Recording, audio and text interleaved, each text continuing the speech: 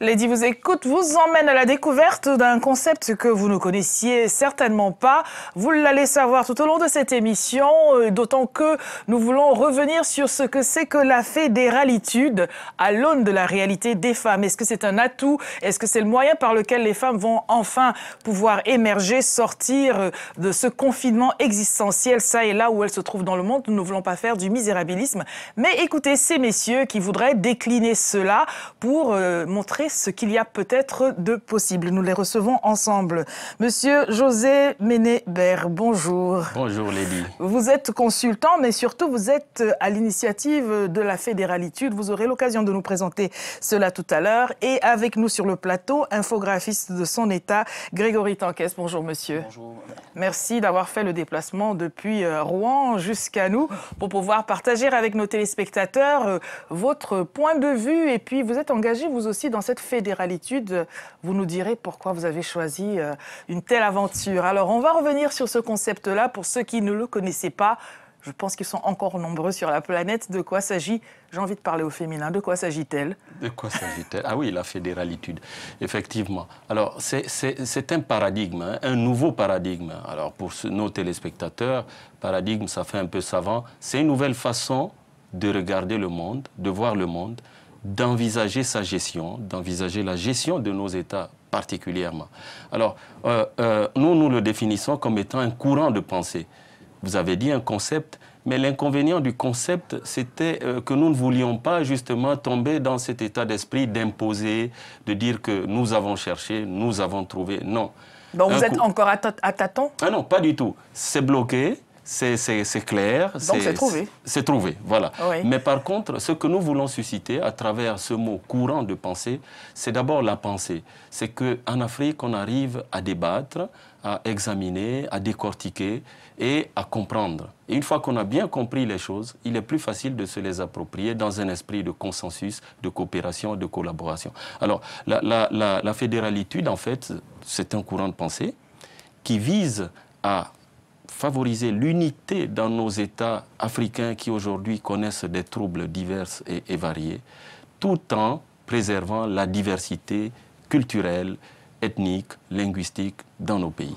Retournez-vous vers cette image et vous verrez pourquoi nous voulons décliner cela à l'aune des femmes. Car fédéralitude, bon, il y a encore des choses à revoir à l'échelle individuelle avant que de partir dans les sociétés et les institutions et les gouvernements et les États. Il y a l'homme, il y a la femme et il y a parfois au milieu une certaine chicotte. On reviendra dessus tout à l'heure. Je voudrais vous donner la parole, Grégory. Pourquoi adhérez-vous à cette fédéralitude, si j'ai bien tout compris? Ben, écoutez, la raison est simple. Nous vivons dans un monde qui, jusque-là, a été dirigé et organisé d'une certaine façon. Okay. Les États africains en général sont dirigés par un système qui, je crois, a fait ses preuves. Depuis 1960 à peu près, les années des indépendances, jusqu'à 2014, le système n'a pas particulièrement évolué et la situation des populations africaines, hommes, femmes, quelles qu'elles soient, n'a pas évolué non plus. La fédéralitude est un courant de pensée qui nous permet d'entrevoir une nouvelle façon de gérer, d'organiser et surtout de fédérer les peuples, quelles que soient leurs obédiences culturelles, religieuses ou ethniques, ou linguistiques même. Voilà. Quelle est la nuance entre comment le monde est géré aujourd'hui et ce qu'apporte la fédéralitude? Où se trouve la différence? Mais la fédéralitude s'appuie sur 4 piliers principaux. C'est un courant de pensée qui s'appuie sur 4 piliers principaux. Il y a la fédéralitude et la subsidiarité. Cela risquerait d'être bien compliqué si vous expliquez un mot difficile par un autre mot compliqué. La subsidiarité, c'est simple. La subsidiarité exprime le fait que chaque individu, au plus bas de l'échelle, se saisisse lui-même d'un problème et essaie de le régler avant de le transmettre à l'échelon supérieur. C'est-à-dire que s'il ne réussit pas à le régler... Voilà, il a le devoir à ce moment de le passer à l'échelon supérieur. N'est-ce pas déjà le cas actuellement? Non, pas nécessairement, parce que notre système démocratique actuel est organisé de telle façon que toutes les décisions et tous les mouvements partent du haut vers le bas. Alors, 4 points. Le deuxième point? Le deuxième point, ce serait le gouvernement collégial. Voilà. On prend la décision tous ensemble. Voilà, c'est-à-dire un collège est élu qui, lui, à ce moment-là, participe à un vote et organise une présidence tournante. C'est-à-dire que tous les 4 ans, les membres du collège en général tourneront et occuperont la présidence, ce qui permet d'éviter d'abord la concurrence, la compétition que nous connaissons lors de campagnes, etc., et des petites guéguerres intestines. D'accord? Les 2 derniers points? Le troisième point, c'est l'armée de réserve. La démocratie directe. La démocratie directe, pardon. De réservistes. Voilà, c'est une démocratie directe, ce qui permet en fait d'organiser une élection, non pas au suffrage universel, mais comme je vous le disais tout à l'heure, une élection organisée par un collège qui aura été, lui, élu au préalable par le bas de l'échelle, donc par la population. Et enfin? Une armée de réserve. Nous voyons ici et là en Afrique, pour ne pas aller très loin, on va prendre le cas de la Côte d'Ivoire, qui il n'y a pas longtemps a subi une guerre qui est arrivée par le nord. Et comme souvent en Afrique, quand l'ennemi pénètre par le nord, les populations se retrouvent désœuvrées, n'ont aucun moyen de se défendre et subissent en fait la guerre. Y a-t-il une différence du fait de ce que l'ennemi arrive par le nord plutôt que par le sud? Il y a un impact différent? Non, il n'y a pas de différence géographique. La situation est la même. La situation est la suivante, la population subit la guerre. Dans le cas d'une armée de réservistes, la population est formée, entraînée pour se défendre. Mais la population ne détient pas nécessairement les armes et les munitions pour mener un combat quel qu'il soit. Et les femmes dans tout cela, maintenant qu'on a évoqué les 4 points, comment est-ce que cela se répercute sur le rapport femme-homme, le rapport de force qu'il y a entre les 2 sexes? Alors, il y a un point important dans ce que vient de dire M. Tankes, c'est que, alors je vais les rappeler, le premier point qui est le fédéralisme et la subsidiarité. Il a expliqué ce que c'est que la subsidiarité. Le deuxième point, un gouvernement collégial à présidence tournante. Donc le gouvernement collégial est élu par un collège, c'est-à-dire le Parlement. Et à l'intérieur, il y aura pendant la durée du mandat une distribution des fonctions. Le troisième élément, c'est la démocratie directe. Alors la démocratie directe consiste en fait à donner au peuple la capacité d'interagir avec ses représentants. Ça veut dire quoi? Quand il disait que les décisions viennent du haut, que ce soit les parlementaires qui adoptent les lois pour le peuple ou le gouvernement qui va favoriser l'adoption de certaines lois, le peuple souvent n'a pour dernier ressort que la grève. Or, dans la démocratie directe, il suffit que le peuple, si c'est prévu dans la Constitution, adopte un certain nombre de signatures, supposons 10 000, 20 000 signatures, pour dire que nous ne sommes pas d'accord avec cette loi. Donc, un droit de veto et même susciter le vote de nouvelles lois. Le quatrième élément, c'est, l'armée de réservistes. Alors, qu'est-ce que tout cela apporte aux femmes? Dans un système organisé comme celui-là, que nous classons plus dans le soft power, en fait, un pouvoir plus doux, une façon de faire beaucoup plus élégante, les femmes ont forcément leur place. Et quand nous avons dit, quand il a dit tout à l'heure que l'objectif est de protéger les minorités, les femmes aujourd'hui ne sont pas une minorité au sens démographique en Afrique. Elles sont même un peu, par moment, au-dessus de 50% dans beaucoup Mais le fait étant que chaque femme n'est qu'elle-même.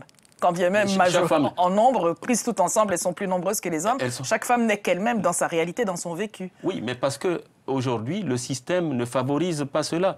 Si vous...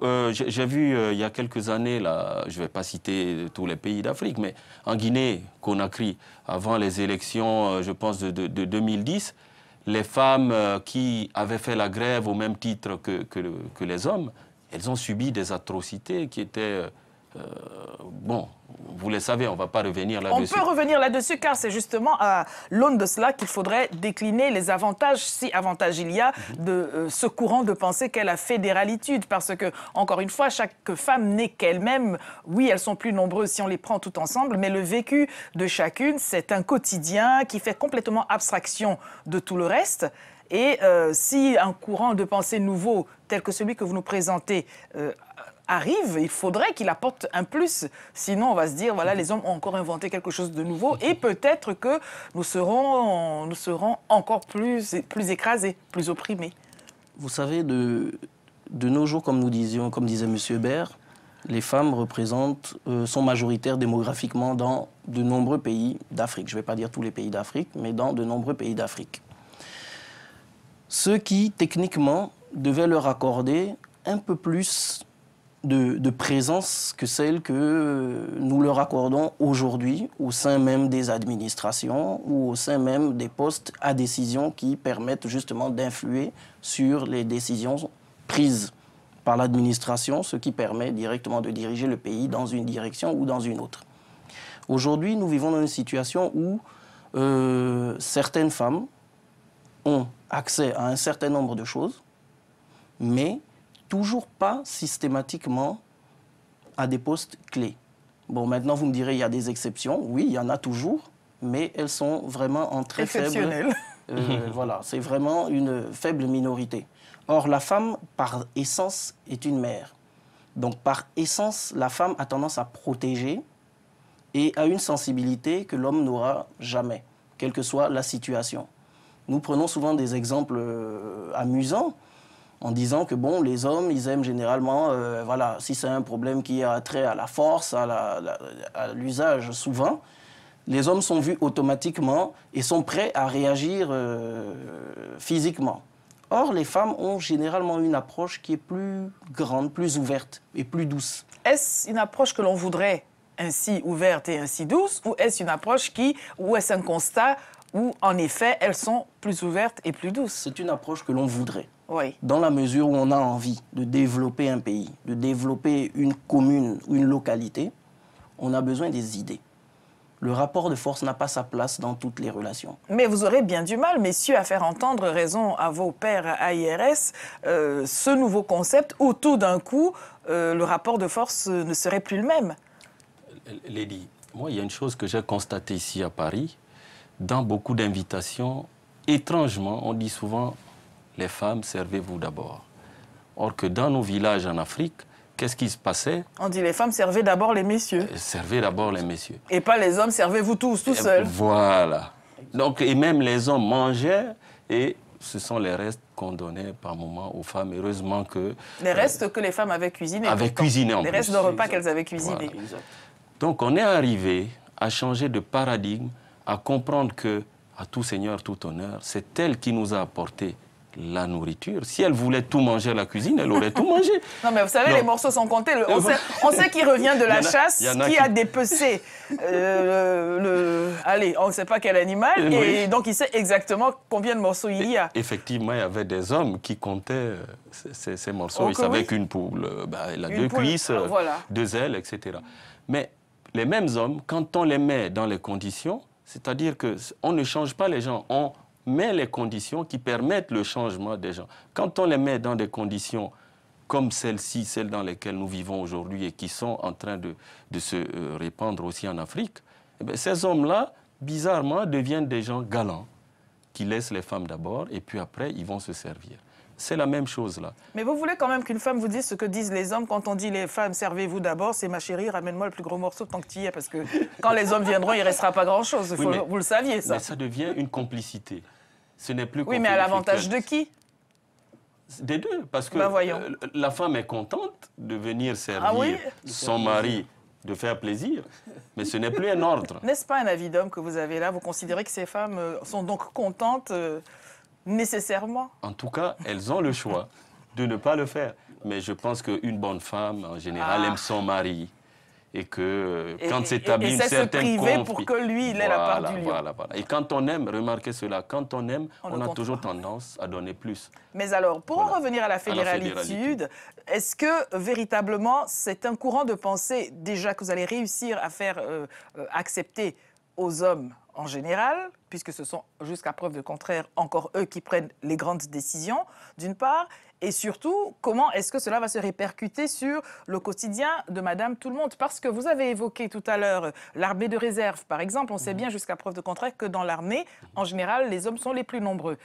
L'armée de réserve pour que chacun puisse se défendre, disiez-vous. Si une femme n'a donc pas accès à l'armée de réserve pour les raisons que l'on sait, parce que le recrutement est fait avec certaines considérations, de niveau d'études par exemple, elles n'ont peut-être pas toutes été à l'école, on ne voit pas très bien au nom de quoi on va la chercher dans son champ en lui disant « laisse tomber ta houe et prends une arme ». Voilà encore un moyen d'outiller les hommes et de ne pas donner les moyens de se défendre aux femmes. La réalité est la suivante. Dans une situation d'armée de réserve, comme nous le disions, les jeunes sont pris dès l'âge de 18 ans et formés.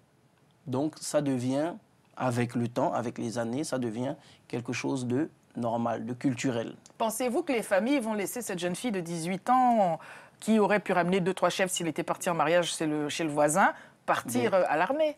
Écoutez, je pense que l'armée, entre guillemets, a joué un très bon rôle dans les années précédentes, avant qu'elle ne soit plus obligatoire en France. Déjà, l'armée permettait aux jeunes de se structurer, de trouver une voie, de trouver une direction, parfois même de trouver une direction professionnellement parlant. Okay? Certes. Je pense. Cependant, sur le recrutement et sur le choix des familles, parce que vous parlez de 18 ans, certes, on veut entendre qu'à 18 ans, on est déjà majeur, mais il y a quand même la pression sociale. Si cette fédéralitude, vous voulez la transposer sur le continent africain, car j'ai bien compris que c'est ce que vous vouliez faire, les pesanteurs sociales, comment faites-vous pour les contourner? Alors, si ça va à l'avantage des femmes, c'est un problème institutionnel, ce n'est plus un problème personnel. Le service militaire, les pays qui pratiquent en quelque sorte, d'une certaine façon, la fédéralitude, ont instauré... On peut les nommer? La Suisse, par exemple. Qui n'est pas en Afrique. Qui n'est pas en Afrique, mais on a aussi les Comores qui sont dans cette voie, c'est-à-dire que le premier point, ils font le fédéralisme et la subsidiarité. Le deuxième point, la présidence collégiale et tournante depuis 2001, qu'ils ont adopté un système de présidence tournante entre les 3 îles, parce que vous savez que il y a Mayotte qui a quitté les Comores, s'est détaché des Comores pour aujourd'hui être un département français, ou en tout cas un territoire français. Pourquoi? Parce que dans ce chaos, il a trouvé son avantage en adhérant plus au côté français que comorien. Mais depuis 2001, qu'ils ont instauré ce système de présidence tournante, il n'y a plus de coup d'État, alors que depuis leur indépendance en 1975 et 2001, c'était des champions toutes catégories de coup d'État. Et bien sûr, la question étant, alors, si on prend le cas des Comores, a-t-on relevé quelque avancée que ce soit, quelque avantage que ce soit pour le quotidien de ces dames? Oui, en tout cas, il y a 2 autres points qui sont la démocratie directe, qui n'est pas encore appliquée, et l'armée de réservistes, qui n'est pas non plus appliquée. Alors, sur les points qui sont déjà en œuvre. En œuvre.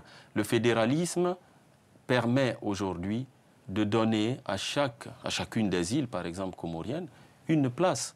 Et on sort de ce conflit-là pour élire le meilleur à la présidence et mettre en compétition les grandes îles comme Anjouan et les petites îles et autres. Mais la question restant, si cela fonctionne pour ce que vous êtes en train de décrire à une échelle macro, est-ce que à l'échelle individuelle, c'était la question que je vous posais, les individus ont-ils déjà commencé à toucher du doigt les répercussions d'un tel fonctionnement? Il y a une chose qui est clair. Dans un État en paix, vous pouvez prendre votre temps pour réaliser vos projets, même si votre maison, vous la construisez brique par brique chaque jour, au bout de 2 ans, de 10 ans, vous aurez une maison. Et au bout de 30 ans, vous transmettrez une maison à vos descendants. Mais quand vous êtes dans un environnement dont les institutions ne tiennent pas la route et qui, à chaque fois, on devra faire la guerre ou on fait la guerre, on recasse tout, on doit fuir son village pour aller dans des pays voisins ou aller sur d'autres continents, on ne capitalise pas les efforts de chacun. Donc, le fait déjà de stabiliser le côté institutionnel, on donne quelque part à l'homme des perspectives différentes qu'il n'avait pas avant. Parce que la pauvreté, c'est aussi quelque part la conséquence de l'instabilité. Si dans un foyer, il n'y a pas de paix, comment voulez-vous qu'il y ait une prospérité quelconque? La paix vient-elle de l'extérieur du foyer ou commence-t-elle dans le foyer? Elle commence dans le foyer. Dans le foyer. Mais après, à l'extérieur, tout être humain évolue dans un environnement. À l'extérieur, il faut aussi qu'il y ait ce climat qui s'instaure. Si vous éduquez vos enfants, par exemple, à la paix dans le foyer, au respect, lorsqu'il va dans une administration et qu'on l'accueille différemment parce qu'il n'est pas de la bonne ethnie ou parce que c'est une femme de manière sexiste, l'enfant revient à la maison en vous disant « Non, moi, maman, maintenant, je vais affronter les gens parce que sinon, je vais toujours subir. » Donc, la paix commence à l'intérieur, mais ensuite, l'environnement, et le côté sociologique, c'est la famille, mais le côté institutionnel, lui aussi doit être en harmonie avec le côté psychologique et le côté sociologique. Alors, si on revient sur ce quatrième point qui est l'armée de réservistes, c'est un service militaire obligatoire à 18 ans qu'on instaure. Maintenant, il peut y avoir des dérogations pour des raisons connues, handicap, maladie et autres. Et grossesse. Je vous attendais à cet endroit-là parce que voilà une incompressible réalité que vous ne prenez peut-être pas en compte, qui va peut-être produire que les bienfaits attendus de la fédéralitude ne soient pas une réalité pour les femmes. Alors, quand une chose est obligatoire, la grossesse n'est pas une maladie. C'est un temps donné. Une fois que vous accouchez, mesdames, c'est pour votre bien, vous allez faire vos 12 ou 23 semaines selon le degré vous n'êtes donc pas pour la paix des ménages, parce qu'en général, quand une femme accouche, c'est parce qu'il y a un mari, normalement. Mais le mari, il doit se soumettre à la loi, c'est un citoyen. Et donc ce mari va donc pendant 23 mois s'occuper des enfants. Mais la femme, il y a des... Ah non, mais il faut penser à tout. Hein. Où il y a une crèche à l'armée, peut-être? Non, mais on est à une époque aujourd'hui où les papas sont quelquefois aussi à même que les mamans d'assumer certaines responsabilités. Dans l'absolu, c'est vrai. Mais quand vous apportez un courant de pensée, il faut penser jusqu'au bout de la pensée. Voilà donc un monsieur qui, lui, à 18 ans, a fait ses 23 mois d'armée obligatoire. 23 semaines. 23 semaines. 23 semaines. Ensuite, il est mis à disposition de l'armée jusqu'à l'âge de 34 ans à peu près. Bon, on entend bien cela. Maintenant, sa chère et tendre, qui à ce moment-là n'a pas pu le faire pour les raisons qu'on a évoquées, quand elle va donc le faire, elle laisse ses pièces détachées à monsieur qui, lui, tout d'un coup, va faire valoir qu'il ne peut pas travailler parce qu'il faut qu'il gère un enfant, parce que voilà une réalité aussi que vous ne semblez pas appréhender du bout des doigts. Non, c'est une réalité que nous appréhendons. Mais qui va garder les enfants? Voilà la question, tout simplement. Mais le papa prendra ses responsabilités. La maman, les grand-mères, l'Afrique, et comme toujours, voilà. Donc on revient encore aux femmes. Non, mais on est dans une solidarité, une société solidaire. On est dans une société plurielle en Afrique en général. La famille ne se limite pas à papa, maman et les enfants. Nous vivons toujours d'une façon ou d'une autre près de nos parents, donc des grands-parents de nos enfants, qui, eux, influent généralement, positivement ou négativement toujours, sur l'éducation et sur la culture transmise aux enfants. Donc si le papa est, pour une raison qui ne dépend pas de son ressort, ni de sa volonté, obligé de s'occuper de ses enfants, il bénéficiera toujours du coup de main et du soutien de sa maman à lui, qui, elle, est la grand-mère des enfants. On lui souhaite qu'elle soit en vie. Il y a toujours quelqu'un chez nous. Non, mais je voudrais là, messieurs... Mais Lady, au début, j'ai dit que c'était une question de paradigme, de vision du monde. Si vous vous rappelez bien, Kadhafi, sa garde était essentiellement constituée de femmes. De la chair à canon? Ah non, c'était pas de la chair à canon. On a bien vu celle qui a été tuée parce qu'elle s'est jetée sur lui pour le protéger, lui. Et il a laissé sa vie. Non, mais elle a prouvé quand même quelque chose, même si elle a laissé sa vie. À quel prix? Ça, c'est la fonction qu'il impose. Hein, oui, c'est la fonction qu'il impose. Parce que ça aurait été un homme, ça aurait été la même situation. Pareil. Mais donc, il avait quand même, il disait, si j'ai des femmes pour garde-corps, on hésitera à m'attaquer parce que personne n'oserait s'attaquer à une femme. Sauf que ce qu'il avait oublié, c'est la bravoure des femmes. Quand elle fait quelque chose, elle le fait et pleinement. Un homme serait peut-être rentré sous la table. Ça peut arriver. Comment on les appelait? Les Amazones du Bénin. c'était des combattantes parce qu'elles avaient été entraînées. La femme n'a rien de moins que l'homme à partir du moment où elle est préparée. En dehors du sein qu'elles se sont coupées pour pouvoir tirer à l'arc. Oui, c'est ce qui différencie le genre humain, en fait. Rien de moins, rien de moins. À quel prix? Mais c'est pas... Aujourd'hui, on n'a pas besoin de se couper les seins. Regardez l'armée israélienne, le nombre de femmes qu'il y a dans cette armée. Pourquoi pensez-vous que ce modèle-là ne soit pas Et aujourd'hui, en Afrique, plus répandu que cela? les femmes sont à l'armée aussi. Elles restent minoritaires. Oui. Elles restent minoritaires, pourquoi? Parce que les hommes, ce sont eux qui font ces critères de recrutement, prennent les femmes qu'ils veulent. Mais les femmes peuvent être très bien. On n'est pas là dans une armée, alors là, ça c'est très important. Il a dit, il a rappelé, c'est une armée encadrée par des professionnels, éduqués à la neutralité et à la paix. Alors quand on est éduqué à la neutralité et à la paix, le but n'est pas de faire la guerre. Si on prend... On a dit le pays qui applique la fédéralité telle que la Suisse, la première chose qu'ils disent, nous, on est pour la paix. Mais ce n'est pas parce qu'on est pour la paix qu'on ne prépare pas la guerre. Alors, pouvez-vous faire valoir le modèle social avantageux donc aux femmes dans le cas de la Suisse que vous évoquez quand on parle de la fédéralitude? Voilà quelque chose qui n'est pas en train de commencer. Ils sont en rythme de croisière dans cette fédéralitude. Peut-on aujourd'hui attester que les femmes en Suisse, si on fait une comparaison avec ce qu'il y a en France, par exemple, sont mieux lotis? Avant de voir Bon, restons à la France. Oui. La France a fait sa révolution en 1789, la Révolution française. En 1792, elle a adopté sa première république. Depuis que la France est France, on n'a jamais vu une femme présidente de la République française.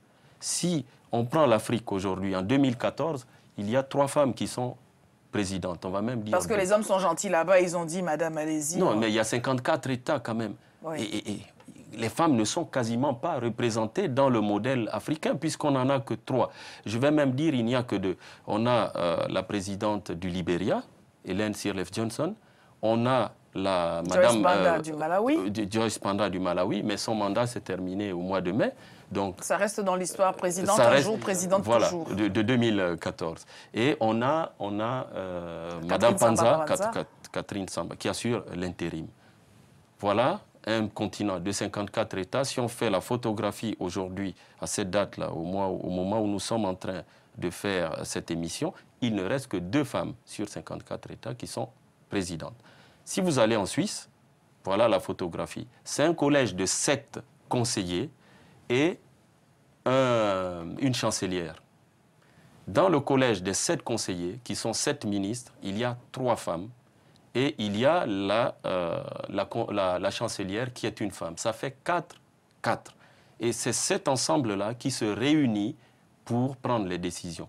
Et comme la présidence est tournante et basée sur la doyenneté, à partir du moment où une femme est entrée dans le collège, elle finira par être présidente. Bon, alors, comment pensez-vous que la France, qui n'est pas géographiquement loin de la Suisse, n'ait pas adopté ce modèle-là et que l'Afrique, qui est là où elle se trouve, géographiquement loin de la Suisse, puisse, elle, rentrer dans cette dynamique? Pour ma part, je pense que c'est une question qui relève plus de la culture, peut-être. Parce que la France a longtemps eu un passé monarchique. Et déjà, la monarchie, généralement, se transmettait, le caractère monarchique se transmettait de père en fils. Rarement, sinon jamais, de père en fille. Et qu'est-ce qui vous laisse penser que sur les schémas des sociétés en Afrique, l'Afrique n'est pas identique d'un pays à un autre, mais qu'est-ce qui vous laisse penser que là-bas cela puisse fonctionner? En Afrique, en général, la femme a toujours joué un rôle prépondérant sur le développement de la société, même sur le plan culturel ou traditionnel. Les femmes ont toujours eu un rôle, et non des moindres. Et elles ont toujours influé dans le développement de la société. Vous nous parlez là du passé, est-ce que vous nous parlez du présent? Je parle déjà... Historiquement parlant, la femme a déjà joué un rôle qui n'est pas discutable en Afrique. Mais cet aspect-là s'est dilué dans ce que l'on constate aujourd'hui. Moi, j'allais dire c'est rompu. Rompu, dilué, mais le fait est que cela n'est plus. Comment fait-on pour revenir à cela? Il faut se réconcilier. Il faut se réconcilier d'abord avec notre histoire. Dans 3 générations, on y sera encore. Pas nécessairement. Aujourd'hui, avec des moyens, aujourd'hui, on a des moyens de communication que nous n'avions pas autrefois. Donc aujourd'hui, uniquement par exemple avec l'usage des réseaux sociaux, on arrive à véhiculer une information vers le plus grand nombre et le plus loin qu'autrefois, où c'était uniquement la télévision ou la radio. Mais pendant que l'Afrique dit il faut qu'on change de paradigme, il faut qu'on puisse puiser dans notre histoire, dans notre réalité, ce qui va nous conduire, voilà là un modèle finalement importé, cette fédéralitude venue de Suisse. Comment est-ce qu'elle trouverait sa place en Afrique? Ne serait-elle pas considérée comme la vilaine... le vilain concept venu d'ailleurs, le vilain courant de pensée. À mon avis, c'est d'ailleurs là qu'il faut éviter de tomber sur ce travers-là, de dire que c'est un modèle importé. Parce qu'on a choisi dans tout ce modèle-là, c'est-à-dire avant même d'arriver à ces 4 critères, on a fait l'examen de la plupart des fédéralismes qui existent. Si vous regardez le fédéralisme américain, il y a la multiculturalité, mais cette société multiculturelle n'a pas ces cultures ancrées territorialement. C'est un brassage. En Afrique, les cultures sont ancrées territorialement. On sait que là, voilà, c'est le territoire des Ewondo, là c'est le territoire des Bamileke, etc. Donc, il y a un lien entre la culture et le territoire.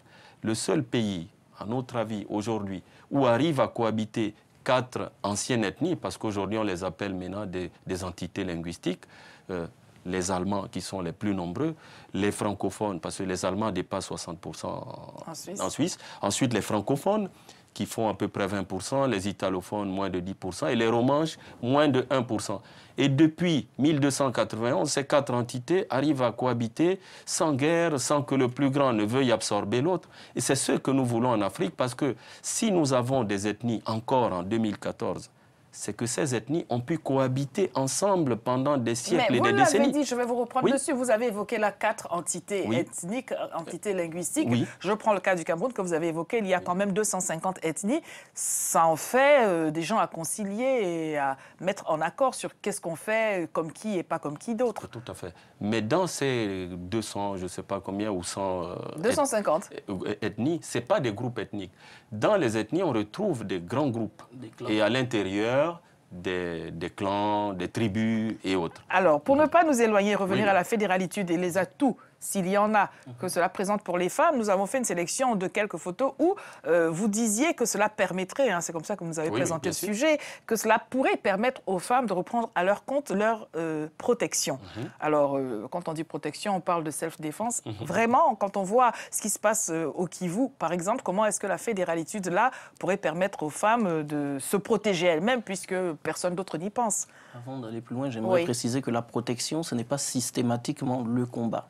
Cela le devient quand il y a conflit. Quand il y a conflit, mais la protection, ça peut être simplement aussi d'assurer la pérennité d'un clan, d'un groupe ou d'une famille.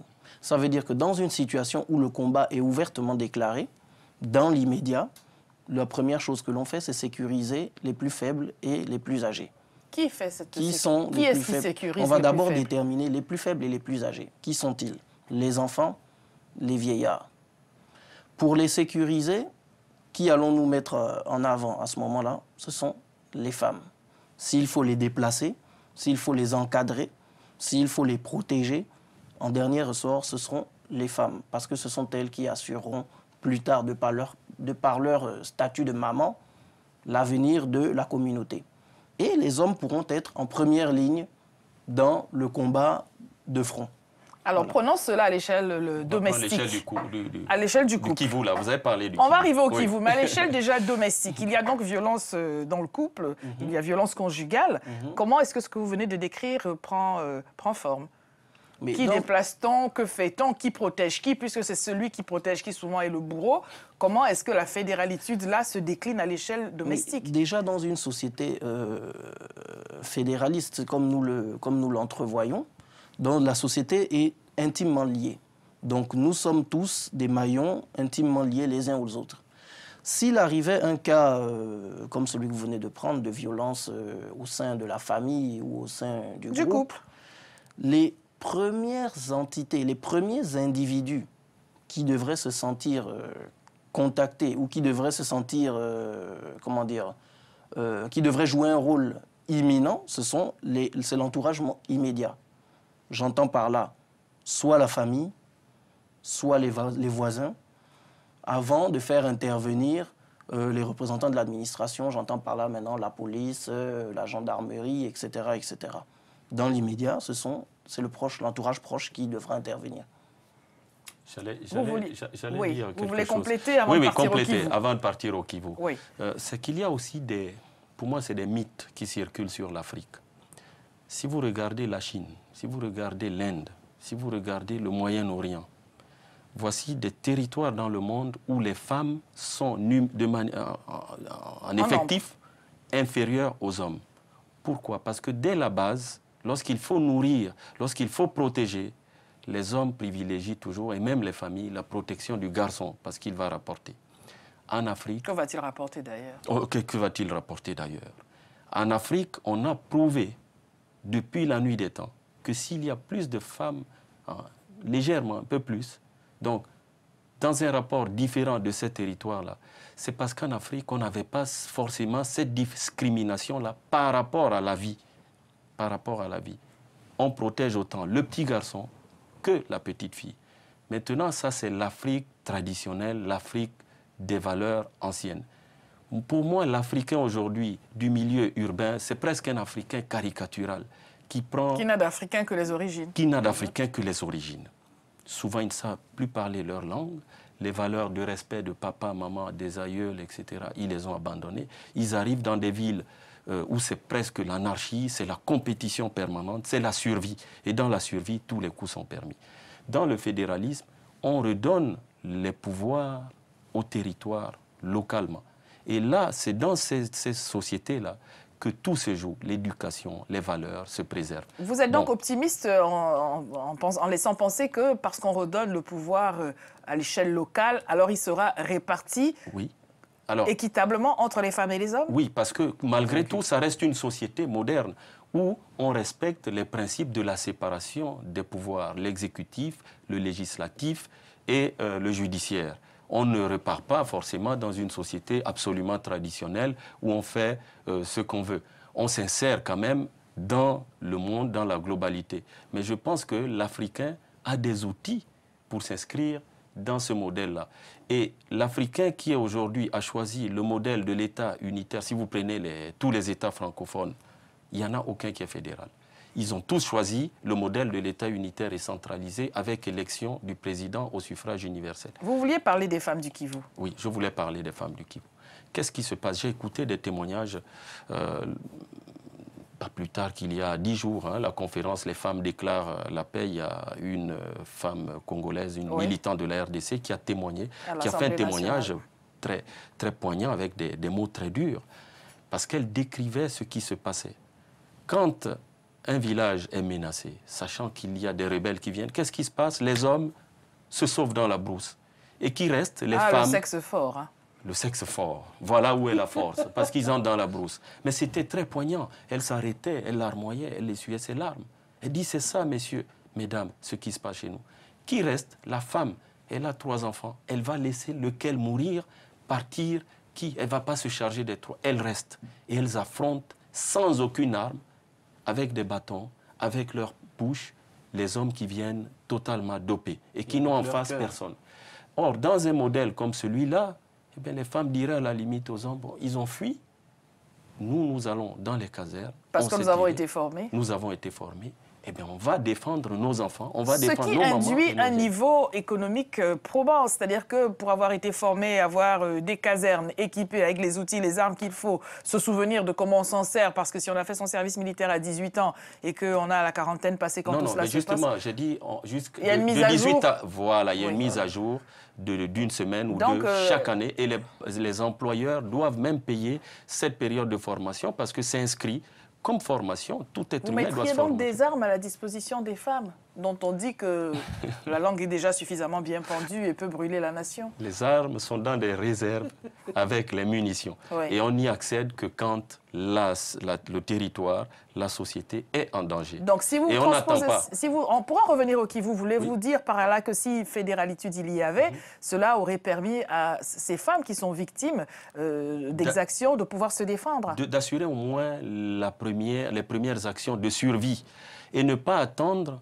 que l'armée nationale, qui est souvent basée à la capitale, quitte Kinshasa pour vous arrivez là où ils sont massacrés. Mais enfin, monsieur, avec ou sans armes, quand on a un bébé sur le dos et un autre dans le ventre, pardonnez-moi, mais on est un tout petit peu moins mobile et on a encore plus la conscience de la vie. Est-ce qu'on va se mettre en danger en se souvenant qu'on a fait le service militaire, qu'on est officier de réserve et qu'on sait tirer d'une arme pour prendre... On va toujours vouloir... Pour protéger la vie, vous l'avez dit, oui, qui sacrifier, qui ne pas sacrifier. Je reviens au témoignage de cette dame. Oui. Elle a dit, il y a des femmes qui ont affronté les rebelles. D'autres ont été tuées parce qu'elles n'avaient aucune arme. Et celles qui n'ont pas été tuées, qu'est-ce qu'on a fait? On les a déshabillées. Pendant 1 mois, on les maltraitait, on les frappait, on les torturait et on les faisait se balader nus dans le village pour montrer à toutes les femmes qui étaient là que celle qui va oser nous affronter va subir le sort de ces femmes-là. Et à la fin, on les a enterrées vivantes. Alors, cette femme disait que les cris que ces dames avaient émis, alors ça calmait tout le monde. Mais imaginez si ces femmes-là avaient eu les armes. Elles auraient gardé le même courage et peut-être l'auraient amplifié 2 fois parce que cette fois, elles savaient qu'elles ont un élément pour affronter de manière égale ceux qui avaient l'arme à feu. C'est l'arme à feu. Et c'est d'ailleurs avec ces armes-là qu'on a colonisé beaucoup de territoires dans le monde. C'est l'arme à feu, ce n'est pas avec l'intelligence. Donc, le but de ce 4e pilier n'est pas, je reviens à ce que j'ai dit, n'est pas de faire de nos nations des nations guerrières, puisque de toutes les façons, on les éduque à la paix, à la neutralité, et que les armes sont mises en des lieux sûrs, c'est de leur permettre de se protéger. De se défendre. De se défendre. Est-ce que quand une femme dit non, un homme entend non? N'entend-il pas oui? N'entend-il pas... entend-il quoi que ce soit d'ailleurs? Ça dépend de la femme qui le dit, je pense. Comment cela? Non, c'est non, quelle que soit la femme qui le dit. Non, ce que je veux dire, c'est qu'il arrive que... Nous ne sommes que des êtres humains, hein. On n'est pas plus que ça. Il arrive d'ailleurs, on pourrait se poser la question, vraiment des êtres humains? Parce que quand même, quand on voit ce que l'on voit et que l'on entend ce que l'on entend, est-ce que l'humanité est encore au rendez-vous? On est en droit de se poser la question, mais je vous rassure, il y a encore beaucoup d'êtres humains. Bien que quelquefois, dans certaines situations, il y a une part d'humanité qui disparaît en chacun de nous. Mais je pense que nous sommes toujours et nous resterons toujours des êtres humains. Pourquoi les hommes ne se mobilisent-ils pas de manière offensive, volontariste, en faveur de la protection des femmes? Pourquoi les hommes ne s'insurgent-ils pas de ce qu'il y ait ces exactions, que ce soit dans les zones de guerre, que ce soit pour les violences domestiques, dont on entend suffisamment parler, ça n'est plus un secret de polichinelle? Pourquoi ne voit-on pas plus d'hommes que cela sur le front pour accompagner? Vous savez, chez nous, je vais prendre...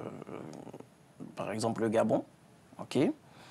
Nous avons un proverbe, vous savez, les maisons étaient construites de telle façon à ce que les sanitaires soient un peu plus loin des maisons, derrière. Et il y a un proverbe qui dit que celui qui va aller aux toilettes la nuit doit être celui qui prend la torche et passe devant. Maintenant, les autres vous accompagnent après, si vous avez peur. La situation, elle est, ce que vous avez dit, c'est vrai. Pourquoi les gens ne se mobilisent pas plus? Pourquoi les hommes ne se mobilisent pas plus? Mais il ne faut pas oublier une chose, c'est que les hommes peuvent se mobiliser, mais à condition aussi que les premières concernées... Elles ne font que cela, voyons. ...se lèvent. Elles ne font que cela, pas partout. Je dirais pas partout.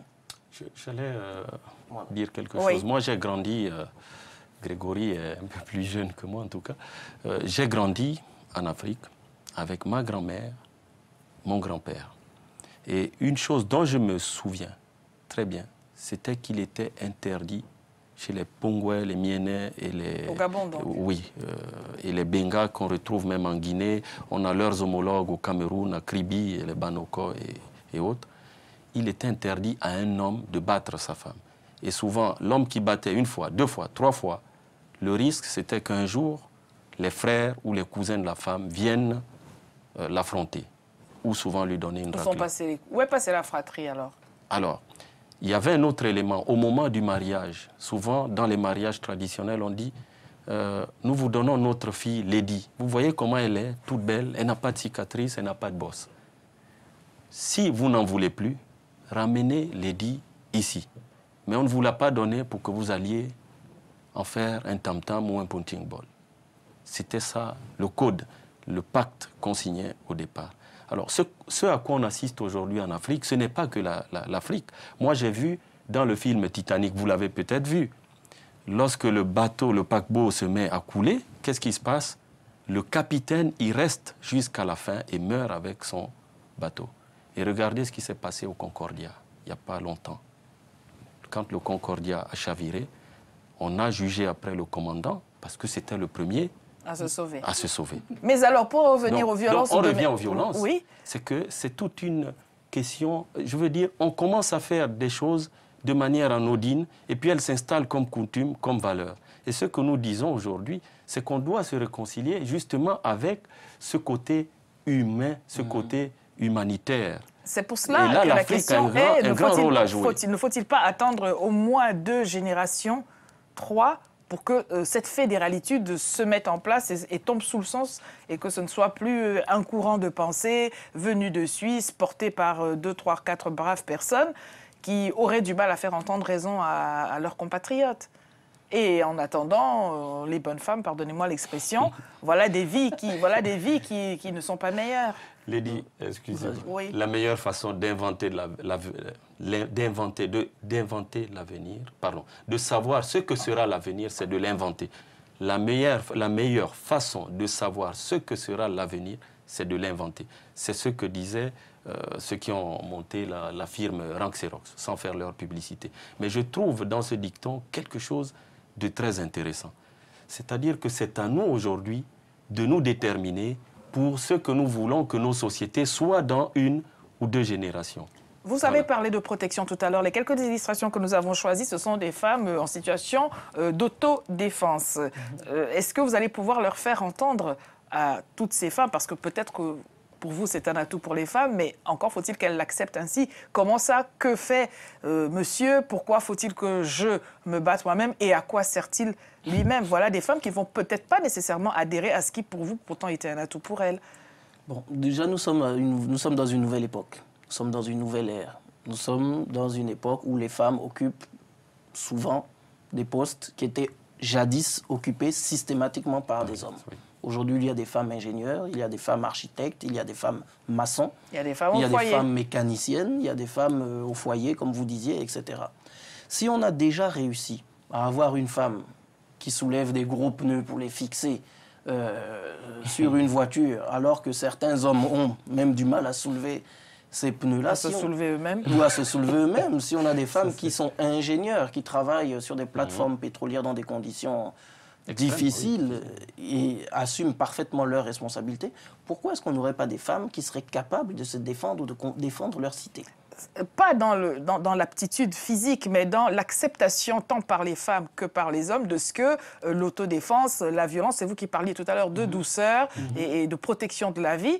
Donc ce changement de paradigme qui voudrait qu'il est de bon ton désormais pour les dames de se battre et en plus de remporter la victoire, voilà quelque chose qui aurait du mal à passer, non? Non, je ne pense pas. Je pense qu'aujourd'hui les femmes sont assez ouvertes, elles sont assez mûres pour comprendre un grand nombre de choses et elles sont assez déterminées pour interagir dans un monde où quelquefois on leur a volé la vedette. Vous disiez quelquefois? C'est un euphémisme? Oui, j'allais dire autre chose. Oui. La cause de la domination, c'est souvent l'ignorance. De qui? De tout être humain, que ce soit l'homme ou la femme. Qu'ignore-t-il? Le manque de connaissances.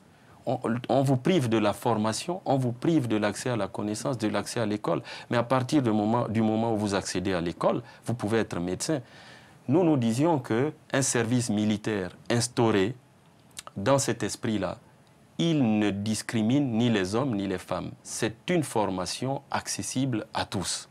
Donc, personne n'a le droit de priver la femme de cette formation parce que la femme est un être potentiellement capable de défendre le village, la commune, de se défendre, etc. Mais alors que feriez-vous du vocabulaire ambiant quand même quand on parle du sexe que l'on veut faible? Comment faire pour qu'on considère que, ma foi, il n'est pas si faible que cela? Lydie, vous n'acceptez pas ce terme? Oui, vous savez, Lydie, quand on est prude. Moi, je pense que c'est une opinion personnelle. C'est une opinion personnelle. Parce que certains, les individus qui parlent de la femme en disant que c'était le sexe faible, je pense que c'est une opinion personnelle. Monsieur, vous nous tenez des propos de plateau télé. Je vous vois bien au privé disant, moi, une femme ne me parle pas de cette manière-là. Non, avouez. Alors ça, c'est des hommes qui n'ont plus d'arguments. Une femme ne me parle plus de cette manière. Votre rire est révélateur. Non, il n'est pas du tout révélateur. Moi, je trouve ça amusant. Il a raison, parce que c'est vrai que c'est le genre de choses qu'on a souvent entendues autrefois, si je me permets de dire autrefois. Parce qu'aujourd'hui, tout le monde fait bouillir la marmite. Tout le monde non, mais fait justement, le on entend ménage. ça n'est pas parce que, ça n'est pas parce que, ça n'est pas parce que, quand bien même elle fait ce que je fais, une femme ne reste qu'une femme. Non, elle ne me parle pas sur ce ton. Au sein du couple même, simplement, au sein de la famille, du couple. Aujourd'hui, quand on veut se projeter, quand on veut avancer, quand on veut acquérir des biens, quand on veut assurer un avenir à sa progéniture, on est obligé de le faire à deux. Et dès l'instant où on est obligé de le faire à deux, on est obligé d'arriver au consensus et à la coopération. C'est peut-être ça déjà la fédéralitude. Voilà, c'est la base de la fédéralitude. Alors, on va terminer sur un point. Les femmes ne seraient-elles pas plus aptes à cette fédéralitude, à la mise en pratique de cette fédéralitude que les hommes, parce que par la force des choses, elles ont été habituées à être conciliantes, habituées à composer avec, ce qui n'est pas finalement le fort des hommes. Il va vous falloir beaucoup de femmes dans ce courant de pensée pour l'asseoir. C'est ce que nous disions au début. Parce que nous fonctionnons sur la base de la testostérone et de l'adrénaline. La femme a d'autres éléments qui lui permettent de se mouvoir dans la société. Et tout à l'heure, quand vous disiez qu'on ne me parle pas comme ça à moi, les hommes qui continuent à raisonner comme ça, je dis malheureusement que les prisons sont pleines des gens qui, à un moment, perdent le contrôle de la discussion, du débat pour passer à l'usage de la force. Et dans avant de passer à votre élément, dans la démocratie directe, justement, les femmes ont la possibilité. Je vois des pays où des femmes ont été violées. Après, vous voyez le violeur, 2 semaines après, se balader gaillardement dans la rue, parce que les lois ne sont pas assez strictes avec ces femmes. Mais puisque ce dans sont la les démocratie hommes qui directe, les femmes avec, je ne sais pas, 10 000 signatures, 20 000 signatures, s'ils s'inscrivent dans la loi fondamentale, c'est-à-dire la Constitution, elles réunissent 10 000 signatures et disent aux députés, messieurs, voilà la loi que nous voulons. Dureté pour les violeurs. Et on va l'adopter. Nous vous souhaitons de convaincre encore plus de femmes que nous encourageons à aller visiter votre site internet www.fédéralitude.org et découvrir la suite de ceci. On espère que vous leur ferez la place que les autres ne leur font pas dans d'autres modèles, dans d'autres courants de pensée. Tout à fait. Merci pour votre présence sur notre plateau. Merci Lady de nous avoir invités.